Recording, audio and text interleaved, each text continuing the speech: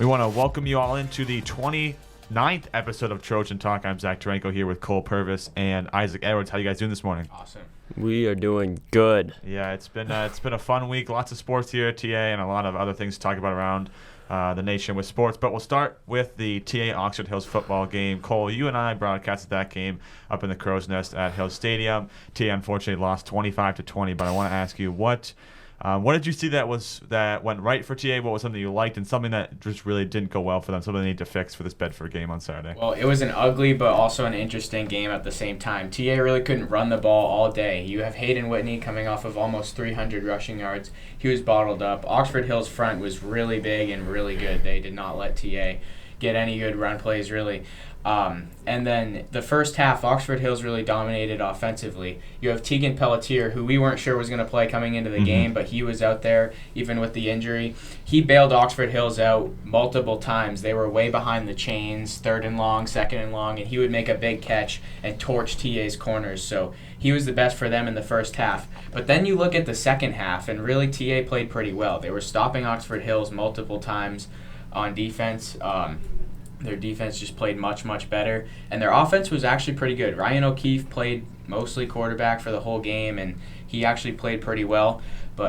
And TA, I thought, outplayed them for most of the second half, but it was just a bizarre and unfortunate end to that game. You think Hayden Whitney, it looked like he was going to take it all the way in for the touchdown, but he gets stopped and eventually fumbles inside the 10. And then on the next play, wow, that was a crazy play to, I think it was Bickford, the receiver. Yep. It was like 94 yards or something like that.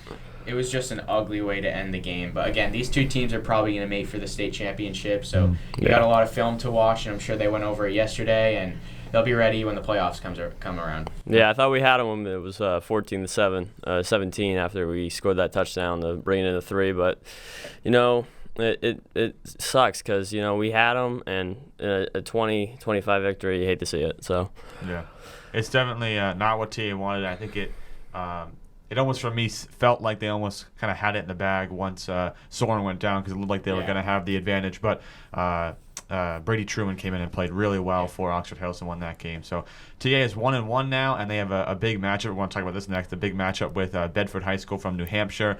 I've seen a little bit of stuff on this team. They got some really big middle linebackers and defense, and they have a very big team. A lot of players in this team. So for TA coming off that loss, what's something that you think they want to do, Cole, going into this game versus Bedford? Just get the run game back on track. I mean, Oxford Hills was a big team, and they had trouble with that. So we'll see if the Bedford defense can stop TA, and we'll just see, do they play Caden True more and try and run the option with him and get him more designed runs. I think they'll win. I think they'll be fine. Bedford comes in 1-1 in New Hampshire. TA, of course, 1-1 as well, but they lost to the best team in the state in Oxford Hills, and I think TA will bounce back this week. Yep. I'm going to be honest, guys. Real talk right now. I had to look up Bedford on the map before this game. I didn't know where it was. So it's right next to Manchester, a nice little small town. Kind of looks like us, but on the river, great foliage, everything. I think we're going to come out and win. The run game's going to get back on track, and we're going to come out and win this game. So yeah, it'll definitely be a good one. We'll have that game on TATV on Saturday at 1:30. Cole and I will be on the call for that one. And we'll talk about some boys soccer now. Boys soccer is 1-2. They had a win over Kennebunk 3-1 in their last game. They had lost to South Portland and Marshwood in the first 2 games of the season. Jeremiah Gomez is playing well with 3 goals so far for the boys soccer team, and he's been playing well, and so we'll have some more games for them coming up here on TATV in the next couple of weeks. But looking at the girls soccer team, they're on a 3-game win streak. They just beat Bonnie Eagle 4-3 in a very close game. T-Ball scored late in that one to get the winner. And speaking of T-Ball and Hadley started, they both have 4 goals through 4 games. So the girls soccer team's looking great through the first couple games, and we have a game tonight for them, Thursday night here against Biddeford at 6:30 on TATV. So we'll have another girls soccer matchup, which will be a good one. And speaking of the girls soccer team, we have an interview with 2 of their senior players, Renee Gonville and Emily Coleman. All right, now we're joined with members of the TA girls soccer team. How are you doing today? Good, how are you? Excellent. So first, let's talk about the season so far. So coming into this year, obviously some new players. How's it been so far for everybody? For the most part, we've been doing really well. Our first game of the season was a bit a bit rough for us, but we started on the wrong foot. But ever since that, I feel like we've been doing really well, especially with our recent games, South Portland, Kennebunk, and everything else. Awesome. And so talk to me a little bit about how it's set up. So you have your position, but then injuries happen, and it's not like the pros where you just kind of put somebody else in there. You kind of have to move around your position. So talk about some of the players maybe that have had to be a little bit flexible and try maybe move a little bit of position to help the team because of injuries or whatever else. We're like really low on defenders right now. So we've been having a lot of people kind of change their position up a little bit. And so like we have Layla True, which is a freshman. She's been kind of filling in the defensive area right now, as normally she's like a forward. And then obviously we had Harlow. She was going to switch her position to defense. And then she ended up getting hurt, and she's out for the rest of the season. And then we had another defender that got hurt, Cora, and we don't know when she's coming back. And so we've had Layla, and then as well as on Saturday, Layla was hurt, so we had Kaylee end up playing defense as well. So a little bit of everybody. Yeah, so it's been a lot of changing around, but everybody's doing really good and playing their part. Awesome. Now, talking about the freshmen, so you do see in some sports, field hockey is another one, girls soccer, that you do see freshmen playing at the varsity level. And how do you, as older captains on the team, how do you integrate the younger kids? Because there's a huge difference between an 18-year-old and a 14-year-old. Yeah. So what do you do off the field maybe to make sure everyone feels welcome? For the most part, like most of the freshmen that come up, like on a varsity team or something are really, they're set back. They're okay with, like new positions, new friends, new team, new everything. And with the two freshmen we have this year, they're awesome. I mean, personally, I've known Harlow since she was, a little girl, so I've known her for a really long time. But Layla, she's, just as outgoing and as fun as everyone else on the team, and it's really easy to get to, bond with them both. Let's talk about Coach Charlin for a minute. Very popular teacher here at the school. She actually was in the same graduating class as I was here at Thornton Academy, so we go way back. What is it like on a daily basis? And she's really clever and funny in the classroom, a little bit serious, but what is it like as a coach? Not so much on game days, but on a practice day. A great coach. I mean, as coach-wise, she's probably, if not the best soccer coach I've had. She played Division I soccer in college at UMaine, the University of Maine up in Orono, and she's brought in, I think she can lead us pretty far this year. She's a great coach, and we have great assistant coaches, Defo as well, and all the other coaching staff. Lots of experience. Yeah. So TA girls soccer back in the early 2010s were one of the best teams in the state year after year, going back to regional finals, went to a state championship. Last couple of years had some good teams, but just haven't got to that level of success. What do you think this year can change that? What is it? Do you think there's personnel? Do you think it's the spirit? What do you think that can really propel you all to making a deep run in the playoffs? It's definitely the way we interact with each other. Like, we're all nice to each other. We all support each other. We're very upbeat. And then, as in previous years, we might have not been where we should be. And that's just going to help us for the future because we're just going to keep working together and supporting each other. And that's how we'll become on top. In past years, we haven't really been on top. This group this year, we work well off the field, but on the field we work really, really well together, and I think it's a great, key to have in soccer. Awesome. Now, one thing mentioning that is, so in professional soccer, no one plays on turf, in men or women. But in high school, it happens, not just here at Thornton Academy, but others. Do you prefer playing on turf or on real grass when it comes to soccer? Turf, because real grass there's like a lot of divots. Okay. Yeah, and it's harder. So most people would say grass, but only if you're at a professional level. I mean, if you have it really nice, I can imagine like when you're out in the practice field, sometimes on the grass it's got to be a little. It's a difference. Turf, it's nice and flat and smooth, but grass, long grass can slow the ball down, and there's divots and everything, so it really does. And a lot of the fields that have grass, like they go outward. Yeah. Oh, yeah, so that's true. That's true. Yeah. Yeah. Some of the football fields you see, have like in Wyndham, I think you can literally see like a hump in the middle. It's all for drainage, but awful. Terrible. Oh they love talking about their field and their soccer teams. It was awful when we played last year. Yeah. So looking ahead at some games coming up, what do you think is your hardest game coming up in the next couple of weeks? I think Scarborough and Wyndham are two hardest games upcoming. What makes those teams hard, especially Wyndham? I mean, they have perennial power. Is it like they just have a good youth system? Is it coaching? What is it? Is it intimidation? I mean, Wyndham they have Abby Thornton on the team. She was the player of the year last year, and she's a phenomenal player. But they also have other players like Ashley Clark, who's really good, Elizabeth and the Talbot sisters, they're just phenomenal. Same with Scarborough. They have, I think her name's Lana. Allie. Mhm. Yeah, Allie McCrisky and Lana. Yep. And Allie's committed to go to Bryant to play soccer, so that'll be a hard team. Nice. Is Scarborough here or there?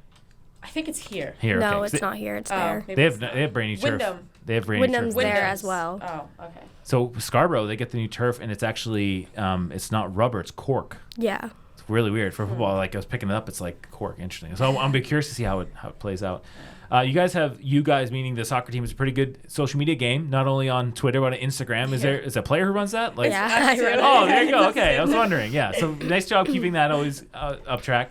How do you feel like that's helped keep connections with the team? You know, when I was in high school, we didn't have social media, so when you're on a team, it was basically emails. I mean, not even text messages or anything. But how does social media help you kind of put your message forward, not only to your teammates but to other people that come to your games?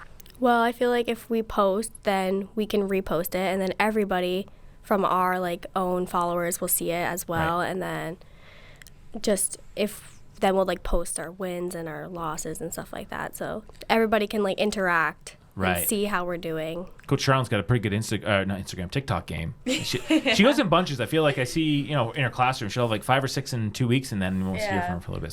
So We like to keep in touch sometimes, most of the time, with the TA fan section posts. yes. If we're lucky enough, they'll post about us. Yes, sometimes they'll, some of their posts aren't that great. Yeah. Or they'll say, Or for they'll be me, like, the one "What I is get this mad sport?" at. Yeah, they'll say something like, I forget who it was. It was attendance optional or something. Yeah, They put on one of the other yeah. ones. It's like, come on, that's every year we're fighting on that one. So last question: who's the biggest? Who tells the best jokes on the team? Do you have a jokester? Do you have somebody who's the life of the locker room? I don't know. That's a hard question. That is a hard question. I'd say, maybe Defo, if anything. I think Defo Yeah. would be the one to say jokes. Makes or, sense. Yeah. Yeah. Or Sarah Rich. She Yeah, could- but Sarah Rich megs people all the time. That's her little jokester thing. is Gotcha. Yeah, we're in a secretly- huddle, and Coach always has her legs so far spread. Oh, For she's She'll That's she right always there. go gets and meg her. someone or something. Well, when you score the kind of goals that she does, I mean, she had some crazy goals last year. yeah. That'd be good. Last question: what would it just mean for each of you to make a deep run and win a state championship? Personally, what would it mean for you? I mean, it's senior year. We haven't won a state championship ever, and the furthest I think we've ever gone was 2012 or 11 yeah, or 2011. something. I think it was the state championship. Yeah. Yeah. It would really be nice. I mean, we lost to a great team last year. It was an unfortunate game, but it was we gave them a little run in the beginning and then fell off. But I think we could have a chance this year if we really stick to it and push ourselves. You want to give a shout out to any teacher favorite of yours at TA? In case they see this.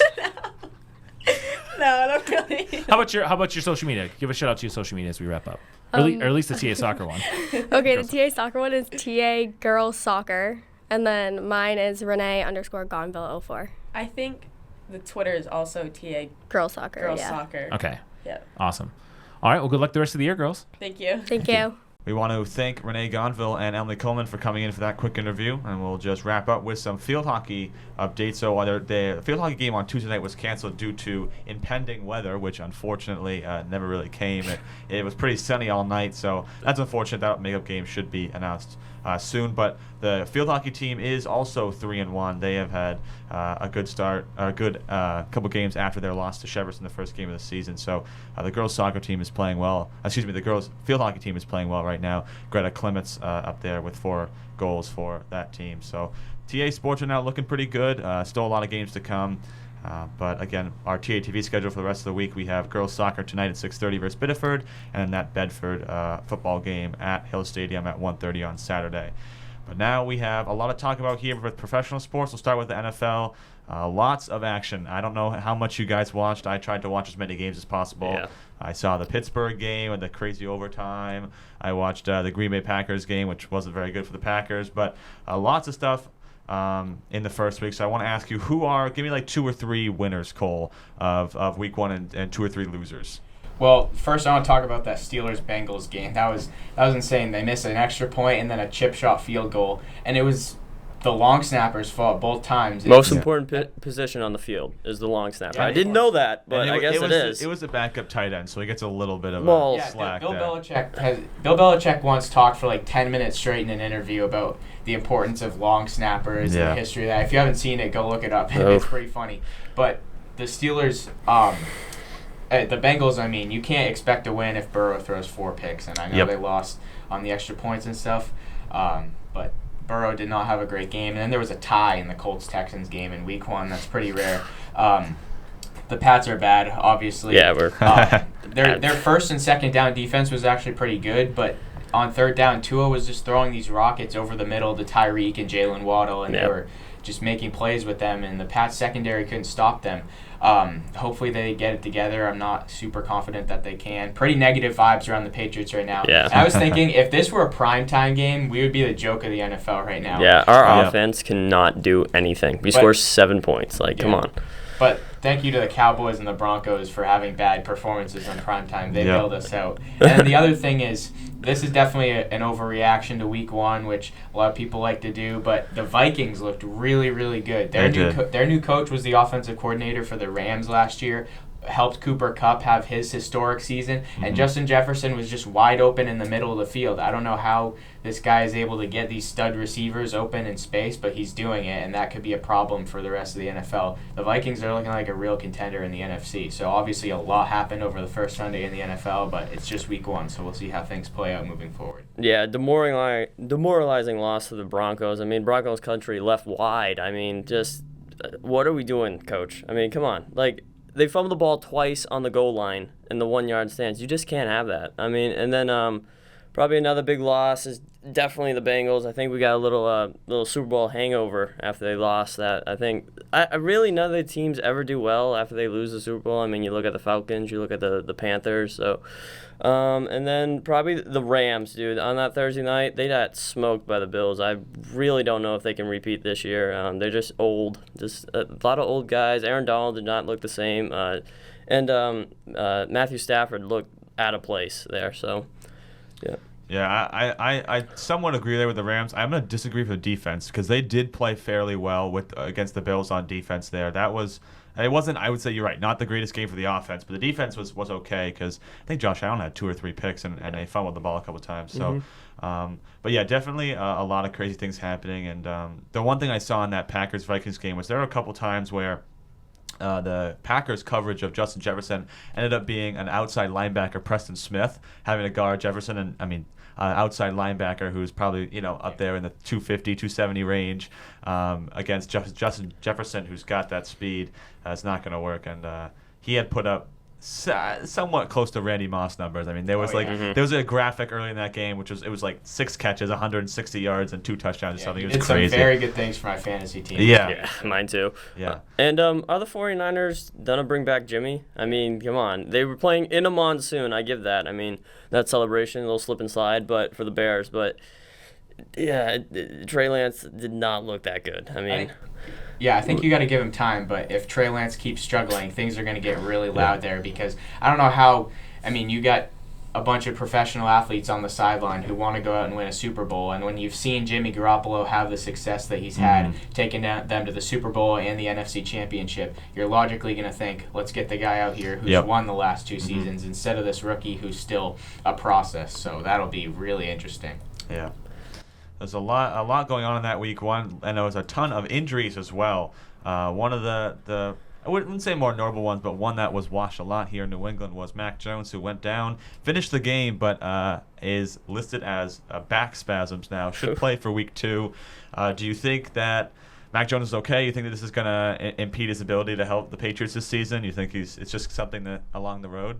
I think it's Bailey Zappi time now. Yeah, let's go, Zappi. But I'm not surprised with how much he was getting hit. Sounds like he's going to be fine. And they play Pittsburgh this week, which is a real toss-up game. We got to win that one to stay 1-1. With all these injuries, I mean, you got to play. I think it shows that you have to play star players in preseason games. Like at least Week 3, maybe get them in for a quarter, a couple drives. Because a lot of teams just looked out of place and didn't really have the offensive flow or the defensive flow that they really needed. So. Yeah, definitely. I mean, there's some other injuries as well. I mean, Dak Prescott with the thumb. The original timeline was 6 to 8 weeks. Jerry Jones is saying they should have him back in 4 weeks, which I don't believe at all. No. I think that's just his way of saying I don't want to put him on the IR because if they do that, he can't come back until Week 5, which I don't think he'll be back by Week 5 anyways. But the Pittsburgh Steelers, who had a great game but lost their star linebacker, TJ Watt, and TJ it's a Watt. torn pectoral muscle, which I think is a good 12 weeks. Yeah, I don't think he tore it. I think he really dodged a bullet. Did and he? It's going to be like 4 to 6 weeks, something like that. Yeah. What is it with the Watt family that they just get hurt like every year? Like JJ was the same. TJ, I hope he doesn't have that injury bug like his brother, but he's a really good player, and I hope he can get back in the future weeks. And TJ's been on pace to maybe be better than his brother. Yeah, definitely. He won Defensive Player of the Year last year. Yeah, Mm-hmm. and he. I mean, they throw their body. Both those guys have just put their body on the line for the name of the game. So Right. that I mean, I would expect to see a couple of injuries, but. Yeah. Definitely a lot of injuries. It's always tough to see because like I feel like every year there's a lot, and sometimes a lot more notable names. I mean, Dak Prescott, T.J. Watt. I mean, there's a few there, but another one I saw, which is more like fantasy wise, is Elijah Mitchell's out for 8 weeks. So that's tough for some fantasy teams. But I mean, it wasn't a terrible week, and lots of high scoring fantasy football players. And did you guys win your week 1 matchups? Yeah, dominated I'm 3-0. first place. Really? Yeah, me too. I scored 162 points and I still lost. Wow, the guy- that is sad. The guy I went against had 190. He had Josh Allen, Stephon Diggs, Gabriel Davis, and then he had DeAndre Swift, who played amazing. Ooh. Then he had like Antonio Gibson, Miles Sanders. So he had a great week. But one of the things I was seeing last night, looking forward to this Kansas City Chargers game, is that Thursday Night Football is on Amazon Prime Video, which some people are frustrated about. I thought it's something we could talk about. I know that now, as we start to get more into the streaming services, there's more like Peacock TV, Paramount TV. They're becoming like more notable and getting more shows. It means that some of these sports are not really going to be on cable TV as much, and you kind of have to have the subscription. And I want to know, like, do you think this is a good thing for sports that they're going to these different streaming services, or do you think that it's just almost kind of ruining it for the people that want to just watch the games? Yeah, I don't think it's a good thing. I happen to have Amazon Prime, so I'm going to be able to watch Thursday Night Football, which is great. But a lot of people don't have these subscriptions. Like I know the MLB started doing Apple TV this year, and but I'm sure the Amazon broadcast will be good. They got Al Michaels and Kirk Herbstreit to call the games. And, it'll be the broadcast of the game will be fine, but again, you got to have these streaming services, and I've heard the Apple TV broadcasts are terrible. So some of them are good, some of them are bad. Yeah. I really think it's a good thing for football. If you ask a lot of kids and like millennials, younger generations, they don't watch TV. They have streaming services. That's what they do. They don't pay for cable. They pay for Hulu, they pay for Disney Plus, Amazon Prime. So I think it's good for the NFL and other leagues to move for the younger generation so they can watch more games and have more in-depth stats. I saw that Dude Perfect was going to do a broadcast on Amazon Prime. That brings back my childhood, so that's going to be pretty fun to watch. I might watch it. I'll probably just watch the Al Michaels. Yeah. The guy's a legend in the broadcasting game. So Yeah.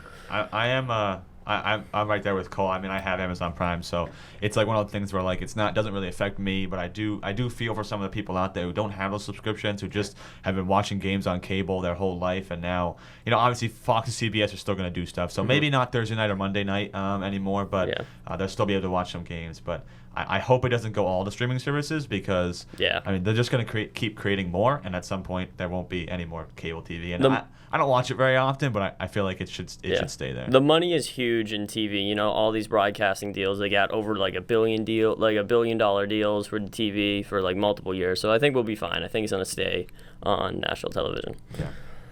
Well, I want to talk about some college football now, and we'll go over to Cole's team, the Alabama Rolling Tide. Alabama played Texas, and if you joined our broadcast, you heard Cole having some up and down emotions because they almost lost. But at the end of the game, Alabama and some of their players, I think it was only a few of them, did like the horn down kind of celebration. And if you don't know, Texas do like the horn up kind of thing. So yeah, it was kind of like a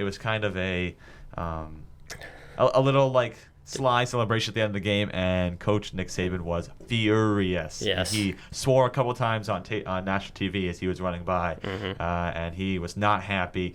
I just want to get your guys' thoughts. Do you think that like it was rude for them to do that? I know that like they could have gotten a taunting penalty. It wouldn't have really affected the game. But do you think that that's something that like is a part of sports, that kind of celebration thing, or do you think it's something that they shouldn't have done? What do you think, Cole? I wouldn't have done it after almost losing to Texas, who you're expected to blow out. But I mean, I don't think it's the end of the world if somebody does it, but at the same time, just talking about that game, I was saying, like, if they don't win by more than 30, I'm going to be disappointed. I wanted to blow them out. Yeah. But you got to know that I should have known that going into an away game with two historic programs playing each other, Yeah. Texas, just simply with the passion of the game, is going to make it close. You saw last year Texas A&M was unranked, and they played Bama in their stadium, and they won. Mhm. And then in the Iron Bowl last year, Auburn was unranked, but Auburn almost beat them. So it just proves that teams give their best against Alabama, and Yep. I probably should have known better, but we're lucky we dodged a bullet, and